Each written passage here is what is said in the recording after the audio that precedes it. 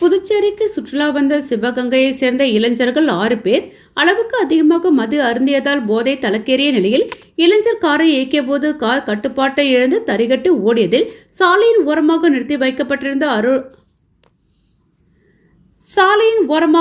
வைக்கப்பட்டிருந்த 6க்கும் மேற்பட்ட பைக் மற்றும் அருகே இருந்த கடைகள் மீது மோதியதால் ஆத்திரமடைந்த பொதுமக்கள் இளைஞர்களுக்கு தர்மஅடி கொடுத்து போலீசாரிடம் ஒப்படைத்தனர்.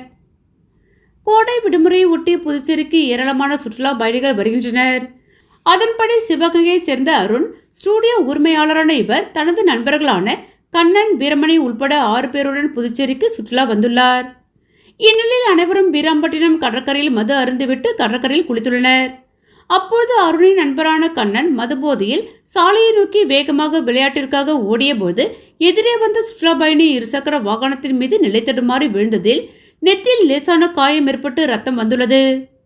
இதனை கண்ட சக நண்பர்கள் கண்ணனை காரில் ஏற்றிக்கொண்டு அரியாங்குப்பம் ஆரம்ப சுகாதார நிலையம் நோக்கி வேகமாக வந்துள்ளனர். அதன்படி கார் ஆர்கே நகர் பகுதி அருகே வந்தபோது தலைக்கேறிய போதையில் காரை இயக்கிய அருண் தனது கட்டுப்பாட்டை இழந்ததால் கார் தறிக்கெட்டு சாலையில் தாறுமாறாக ஓடியதில் சாலையின் ஓரமாக நிறுத்தி வைக்கப்பட்டிருந்த 6க்கும் மேற்பட்ட இருசக்கர வாகனங்கள் மீது மோதியதில் இருசக்கர வாகனம் அப்பளம் போல் முழுவதுமாக நொறுங்கியது. மேலும் அருகிலிருந்த டீ கடை மீது மோதியதில் கடையில் டீ குடித்து கொண்டிருந்த முதியவருக்கு காயம் ஏற்பட்டது. இதனை கண்ட அப்பகுதி மக்கள் ஆத்திரத்தில் போதை ஆசாமிகளுக்கு தர்மஅடி கொடுத்ததோடு அரியாங்குப்பம் காவல்துறை மற்றும் கிருமாம்பாக்கம் போக்குவரத்து போலீசாருக்கு தகவல் தெரிவித்ததை அடுத்து சம்பவ இடத்திற்கு வந்த போலீசாரை கண்டதும் போதை ஆசாமிகள் 6 பேரில் 3 பேர் ஓட்டம் பிடித்தனர்.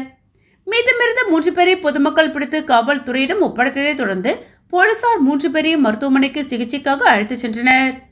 மேலும் விபத்து குறித்து போக்குவரத்து போலீசார் தற்பொழுது வழக்கு பதிவு செய்து விசாரணை மேற்கொண்டு வருகின்றனர்.